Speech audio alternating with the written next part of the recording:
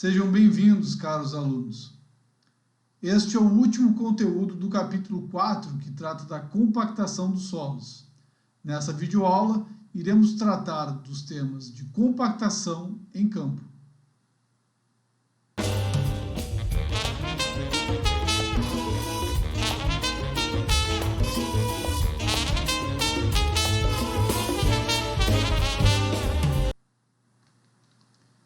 Basicamente, os equipamentos que atuam na compactação de solos em campo, eles partem de três princípios básicos.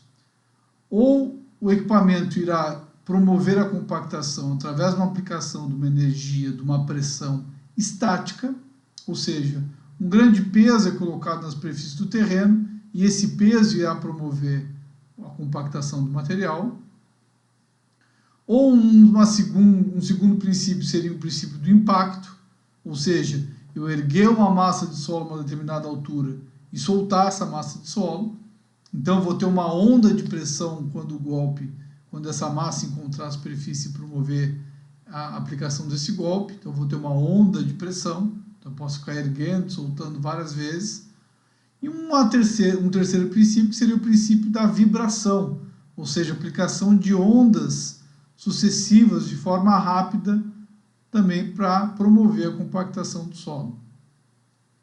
Então, basicamente, os equipamentos que se tem aí no mercado vão utilizar esses princípios, né? O rolo vibratório, compactação por impacto, né? Erguer pesos em grandes alturas. Enfim, né? Vamos discutir cada um desses equipamentos e desses princípios nos slides a seguir. Um outro ponto importante, né, dos princípios da compactação é que devemos observar que cada equipamento de compactação ele tem uma zona de influência, um bulbo de tensões que atua no processo de compactação. Então, por exemplo, o contato da roda com o aterro ele vai se dar apenas num pequeno trecho, numa superfície de contato que está acontecendo durante a passagem do rolo. Então, isso deve ser levado em conta quando se for dimensionar os equipamentos na compactação. Uma outra coisa importante é o bulbo de ação promovido por essa carga. Então, como podemos ver aqui nessa imagem, o bulbo de aplicação ele vai atuar até uma determinada profundidade. Então, não é possível nós colocarmos, não é adequado, melhor dizendo, colocarmos camadas muito espessas para promover a compactação, porque precisaríamos de equipamentos com uma carga mais elevada, com uma área de contato maior, para que esse bulbo conseguisse transmitir essas tensões. Então, essa ideia, esse princípio, esse entendimento do bulbo de tensões atuando no solo é importante também para nós entendermos com clareza os princípios de compactação. Então, por exemplo, os princípios de compactação em campo quando se fala em pressão estática. A pressão estática basicamente é composta, ou é feita, melhor dizendo, pela aplicação de rolos estáticos. Então, os equipamentos que têm cilindro liso, ou pneus, ou pé de carneiro, são equipamentos que aplicam uma pressão estática, ou seja, o seu peso que empurra o solo transmite essa energia, promovendo a compactação. Então, ocorre inicialmente uma deformação plástica do material e à medida que o solo vai se densificando, se compactando, predominam aí, então, as deformações elásticas. Um segundo princípio que nós conversamos é o princípio da vibração. Ele é aplicado geralmente em rolos e compactadores vibratórios, e aí nós podemos ter rolos do tipo liso vibratório, do tipo pé de carneiro vibratório, ou outros rolos até de menor porte, como o compactador tipo sapo, que também trabalha com uma placa vibratória. Enfim, ele produz aí então um deslocamento sucessivo e rápido, aplicando ondas de pressão no solo, fazendo com que as partículas do interior do solo se movimentem, e como elas se movimentam, elas tendem a reduzir o atrito entre elas, facilitando assim a compactação do material. E por fim, nós temos os compactadores, ou a compactação, utilizando o impacto. Então é aplicado aí um conjunto de apiloadores e cargas de impacto e é gerada uma onda de pressão que atua geralmente em grandes profundidades. Então, quando eu quero uma compactação mais profunda, né, é o ideal se utilizar esse tipo de princípio de compactação, que é o erguer uma grande massa de solo numa altura e soltar essa massa para que essa onda de pressão consiga atingir maiores profundidades. Fatores que influem na compactação e na escolha dos equipamentos. Bom, nós conversamos muito nas outras videoaulas sobre energia de compactação. Inclusive falamos lá nos ensaios de laboratório que nós tínhamos a energia normal, a energia do Proctor modificado, a energia do Proctor intermediário. E essas energias nada mais são do que representação das energias possíveis que os equipamentos terão em campo. Então, uma maneira de se estimar a energia que os equipamentos têm no campo seria através dessa fórmula aqui, né? Que a energia é função, então, do peso dos equipamentos, do número de passadas que o equipamento terá no campo, da velocidade que ele está passando e da espessura das camadas. Então, percebam, né? Quanto maior o peso do rolo, maior a energia de compactação. Quanto maior o número de vezes que vocês passam naquela determinada camada para compactar, maior a energia de compactação. Agora, é o inverso quando, por exemplo, quanto mais rápido o rolo passar, menor a eficiência da compactação. E é óbvio, né? Se eu passar muito rápido por aquele solo, eu não tenho tempo de transmitir essa carga de forma adequada para o solo. Imagine um rolo vibratório mesmo, que tem um descompasso, né? Então, ele fica vibrando. Imagine você, se eu passar muito rápido, eu vou dar um golpe aqui e lá, numa distância maior, que eu vou dar outro golpe. Ao passo que se eu estiver mais devagar, eu vou dar um golpe aqui, vou andar só um pouco, vou dar outro golpe, eu consigo uma melhor eficiência. Então, quanto maior a velocidade, menor a eficiência de compactação. E por fim, né, quanto maior as camadas que eu estou compactando, menor a eficiência, menor a energia que eu vou transmitir para esse solo. Por quê? Porque eu vou aplicar a carga lá em cima e o bulbo de tensão não vai varrer a camada toda que eu quero compactar.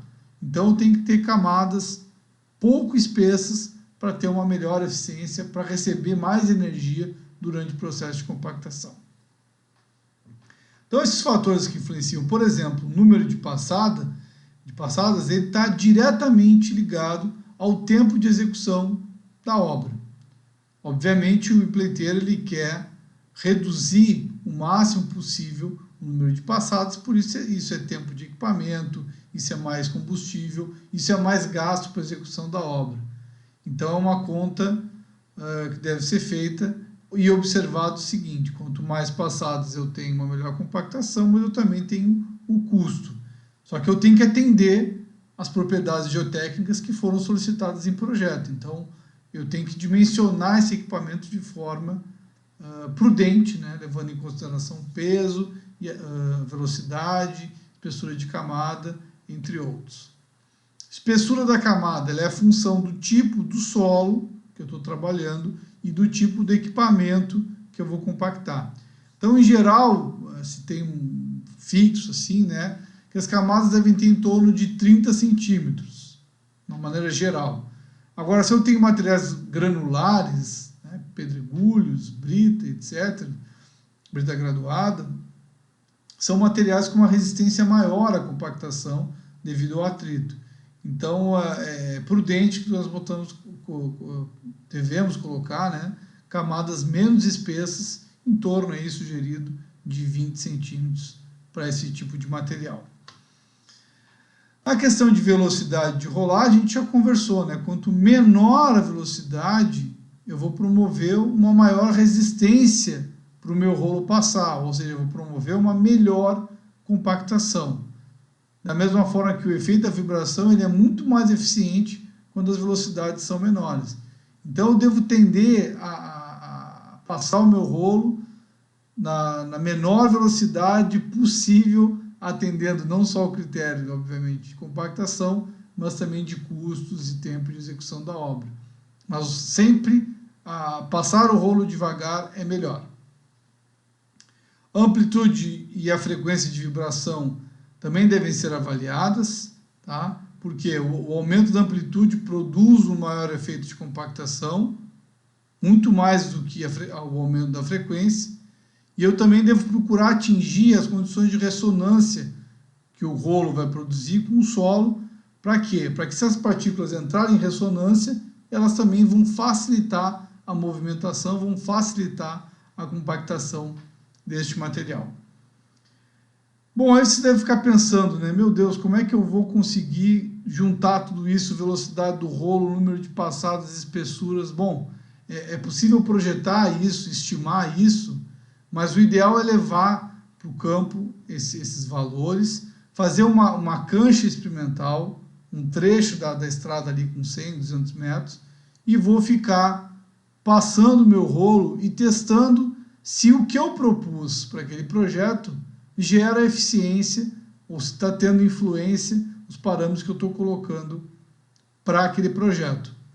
Então, canchas experimentais são muito comuns em obras para eu fazer um teste se tudo que eu calculei está funcionando. E aí eu tenho uma maior segurança para continuar o meu empreendimento.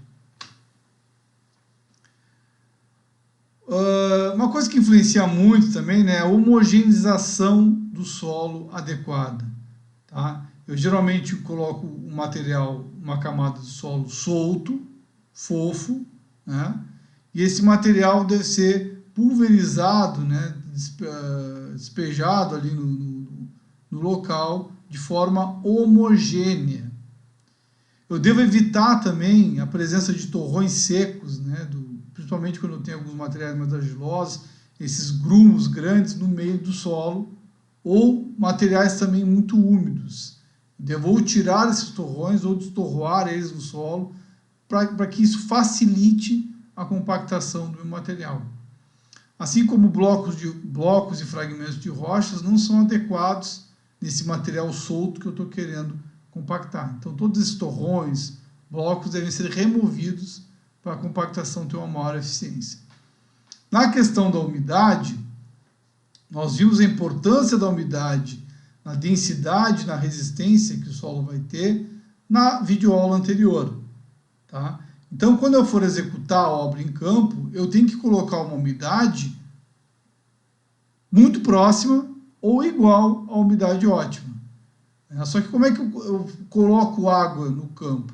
Eu vou colocar água no campo com um caminhão-tanque, com uma barra de distribuição, ou uma bomba hidráulica, um caminhão-pipa, que vai jogar água naquela metragem cúbica que eu tenho de solo lá, e eu vou tentar chegar na umidade de projeto. Mas é uma tarefa difícil chegar nessa umidade. E por isso, então, que sempre que eu for compactar, depois eu vou ter um ensaio para verificar se realmente eu estou naquela umidade, se realmente eu atingir a densidade necessária. Mas, basicamente é isso. Se o solo está com uma umidade menor do que a umidade de compactação, eu vou ter que irrigar esse material.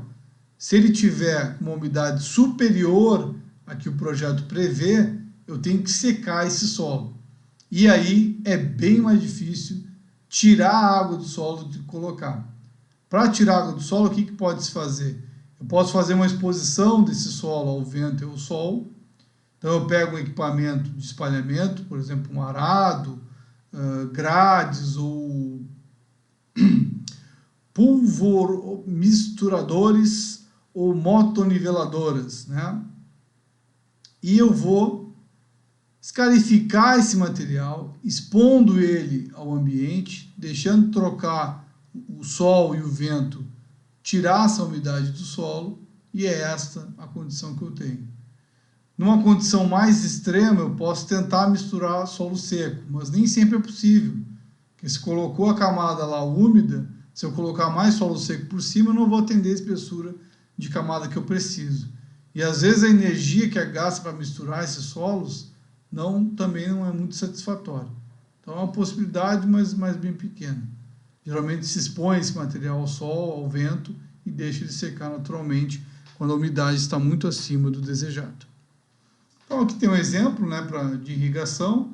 um caminhão-pipa jogando água no aterro a ser compactado, e aqui um caminhão com uma barra de distribuição. Aqui do lado, para fazer o processo contrário de secar o solo, eu tenho o meu escarificador e aqui a minha motoniveladora que tem escarificador aqui na ponta. Então ela vai distribuir, já vai dar uma arranhada no solo ali para facilitar essa troca com ar, né, e com sol, tirar essa umidade do material. Equipamentos de compactação. Nós temos vários equipamentos de compactação que podem ser utilizados, dependendo, do caso que vocês estão trabalhando, do solo que vocês estão trabalhando, da energia que vocês têm que aplicar e da obra que vocês estão fazendo. Então, por exemplo, o mais básico, né, é o rolo liso. Então, aqui tem alguns exemplos. Ele pode ser um rolo liso que o próprio equipamento já tem o rolo, ou eu posso ter um rolo que é puxado por outros equipamentos. Tá? O rolo liso pode ser estático ou vibratório, e geralmente ele é utilizado para compactar solos arenosos. Tá? Então, o rolo liso, principalmente o rolo liso vibratório, é ideal para solos arenosos. A vibração dele é mais efetiva na compactação de areias, pedregulhos, do que a aplicação de pressões simplesmente estáticas, né, de largar um peso naquele local. O teor de umidade não é uma condição tão importante na compactação de solos mais grosseiros, né, de materiais mais granulares, diferentes dos solos argilosos. Já os solos argilosos, eles necessariamente precisam do rolo pé de carneiro. Por quê? Na utilização do rolo liso, eu vou acabar criando uma capa superficial de água, impedindo que essa energia consiga ser transmitida de forma adequada para o solo. Essas protuberâncias que tem o rolo pé de carneiro permitem que numa ponta o solo seja amassado e na outra ele fique sem muita alteração. Então eu promovo um amassamento deste material, conseguindo então compactar. Então, gente, quando eu tiver material argiloso, eu vou ter que usar o rolo pé de carneiro.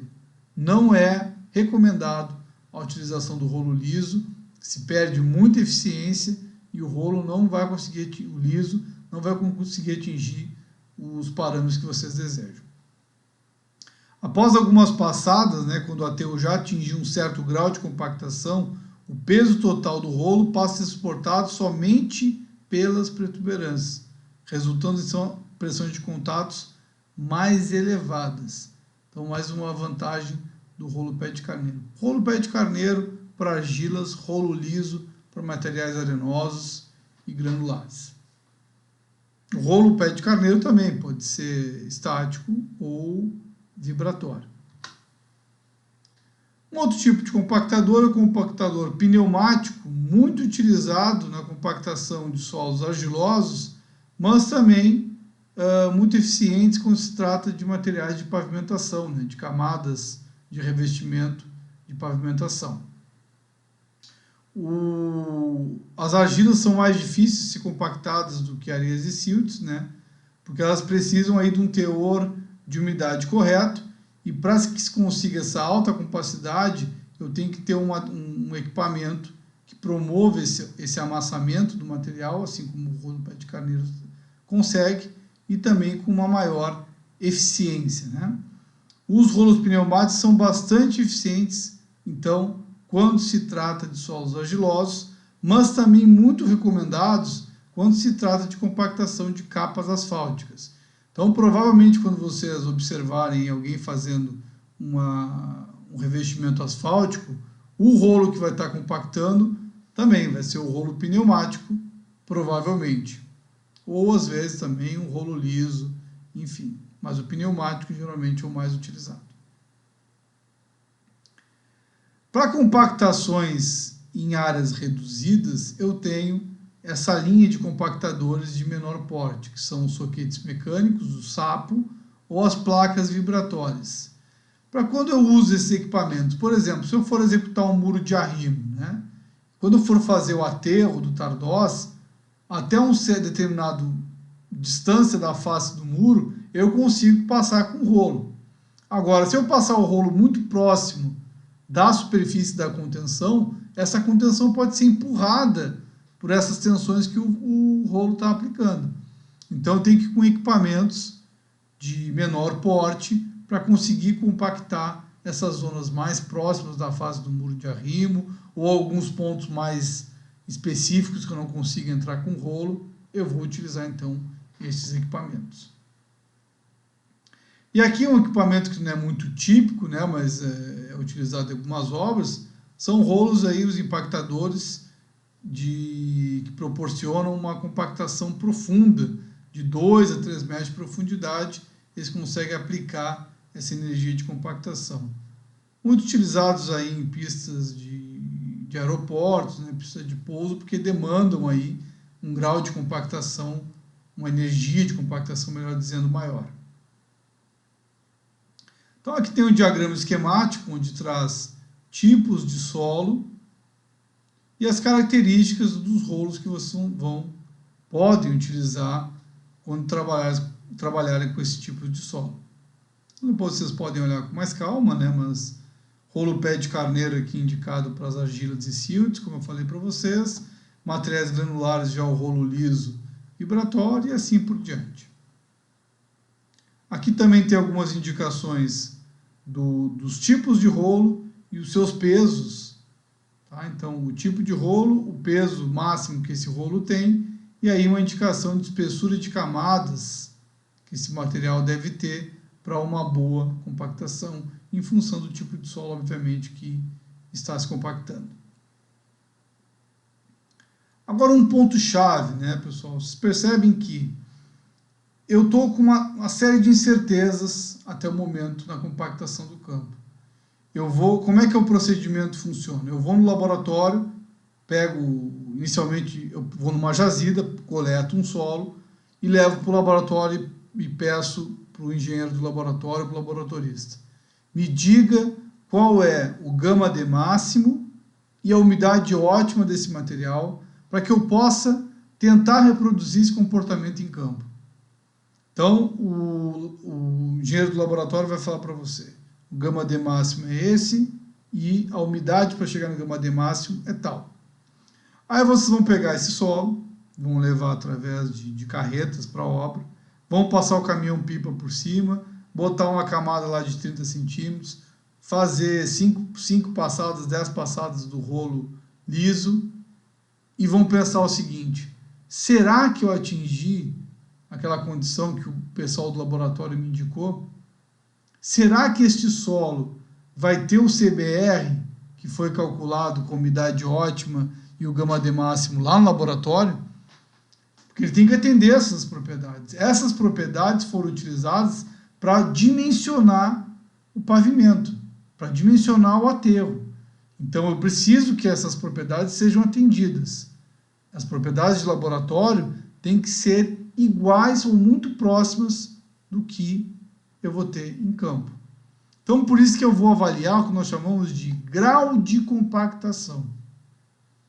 O grau de compactação ele compara o peso específico aparente seco que eu tenho na obra após a compactação e o peso específico máximo, seco máximo, que eu obtive lá no laboratório. E eu posso errar em 95% o valor lá do laboratório. Ou seja, se eu tenho que o meu γ-D máximo é 100, no campo tem que estar 95. No máximo, para eu poder aceitar ele. Então não posso errar muito, não. Bom, mas como é que eu faço isso? O γ-D do laboratório vocês têm através do ensaio de compactação. Como é que eu obtenho o γ-D em campo? Bom, vocês já sabem fazer isso. Como é que eu consigo tirar o peso específico natural em campo? Peso por volume. Então, eu posso usar um cilindro cortante, posso usar um frasco de areia. Tudo isso vai me dar o γ do solo.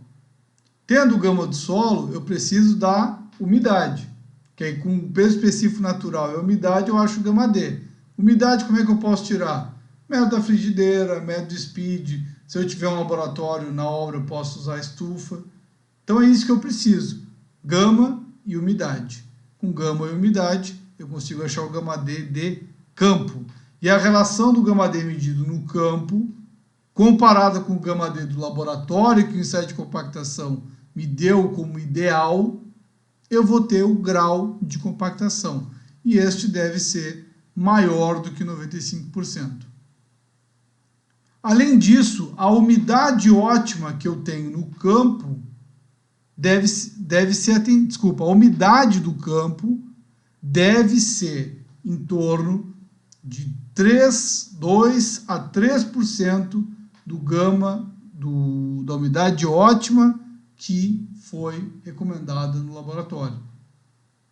Então, de novo, no laboratório eu tenho uma umidade, sei lá, 15, no campo eu posso ter no máximo 17 ou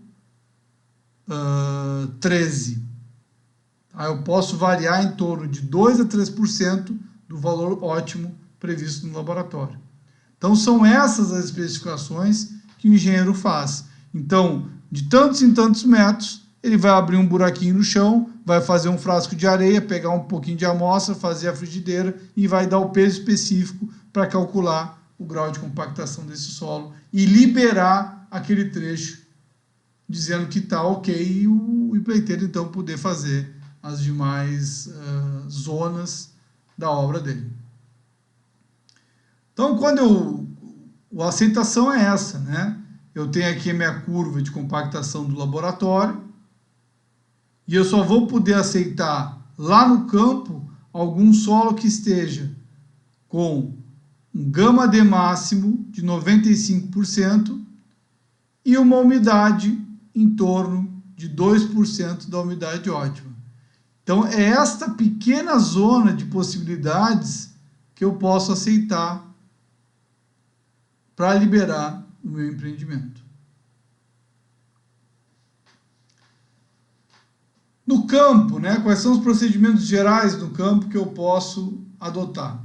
Então, inicialmente, eu vou escolher uma área de empréstimo, uma zona que seja viável, né, técnico e economicamente, tem que ter uma proximidade adequada, tem que ter um material com uma certa qualidade, né? Então, às vezes, o material próximo é ruim, mas o material longe tem uma resistência maior, então compensa. Então, tem que fazer esse estudo, avaliando aí distância de transporte, características geotécnicas, umidade do material na jazida em relação à umidade que vocês precisam compactar. Se tiver que secar esse material, é uma dificuldade, deve ser levado em conta.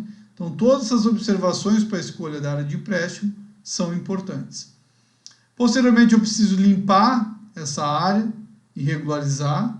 Então, eu posso estar perto de zonas que tenham muita vegetação, eu tenho que tirar essas árvores, muita grama ou outros problemas que possam ter na zona que vai se fazer a compactação. Eu tenho que fazer uma limpeza geral para poder jogar só o solo solto e compactar. E essa é a próxima etapa, que é o lançamento do material.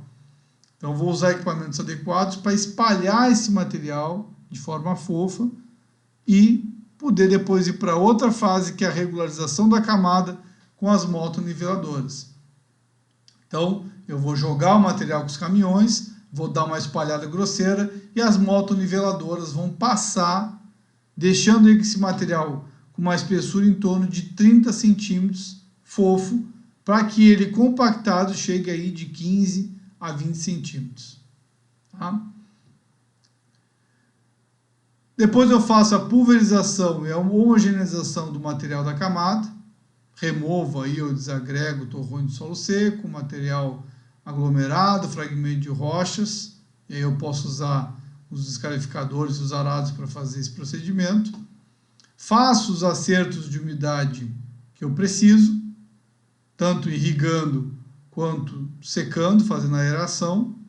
Tento homogeneizar da melhor forma possível esse material e aí aplico a compactação propriamente dita, passando aí o número de passadas determinada para atingir a densidade que eu estou querendo, a velocidade adequada, a espessura de camada, então tudo isso deve ser atendido com rolo adequado para aquele solo e etc. Cada passada do rolo, né, então o rolo tem um tamanho, então ele vai passar ali numa faixa e depois ele vai para a faixa do lado.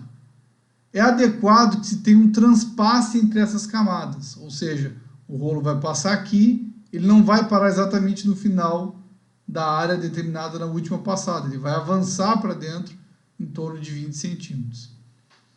Depois de compactado, eu vou fazer os ensaios, né? Eu vou avaliar através do controle de compactação, como nós falamos, fazendo esses ensaios em distâncias pré-determinadas. Acabou a compactação, eu vou escarificar esse solo para colocar a nova camada solta, de solo solto, fazer todo o procedimento. Para que eu escarifico? Para ter uma melhor aderência da camada superior nessa camada já compactada. O controle de compactação nós já conversamos, né? Vocês vão fazer aí, basicamente, a determinação do peso específico do gama pelo frasco de areia e pelo cilindro cortante, e para tirar a umidade, o ensaio de speed ou meta-frigideira. Assim vocês têm o gama D em campo, que vão comparar com o gama D do laboratório.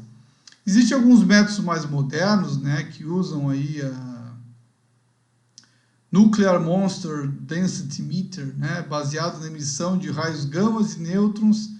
A reflexão desses elementos está relacionada à densidade e à umidade do material. Então são equipamentos bastante caros, são muito sofisticados, né, usam um material radioativo para fazer uma medida de densidade e umidade, mas tem um porém, que a calibração desse equipamento é difícil, né? Essa resposta que ele dá desse material radioativo, ele é adequado para cada tipo de solo. Então, se não tiver uma boa calibração para determinados solos, para poder usar em campo, ele acaba não fornecendo um resultado tão adequado. Então, eu ficaria ainda com os ensaios mais tradicionais, mas essa é uma ferramenta mais moderna, obviamente. Só coloco o equipamento em cima do solo e ele me dá lá a densidade e a umidade. A frequência que deve ser feito esses controles de compactação, né? Eles são aí de um ensaio de compactação a cada 1.000 metros cúbicos de material compactado, ou seja, eu vou pegar uma jazida, a cada 1.000 metros cúbicos eu vou fazer um ensaio de compactação. Agora, para um controle de densidade, eu preciso fazer um controle de densidade a cada também 1.000 metros cúbicos lá na obra. Para as camadas finais, o controle é de 100 em 100 metros de extensão, a verificação dessas propriedades. Isso segundo o DNR. Tá? Também existem outros métodos de controles, né, que são propostos aí pelo professor Milton Vargas, como o método de Hilf, o método de família de curva de compactação, relações empíricas baseadas em outros estudos. Isso aqui fica só como ilustração para vocês saberem que existem também outros métodos para controle. Agradeço a atenção de todos e aguardo vocês numa próxima videoaula. Bons estudos!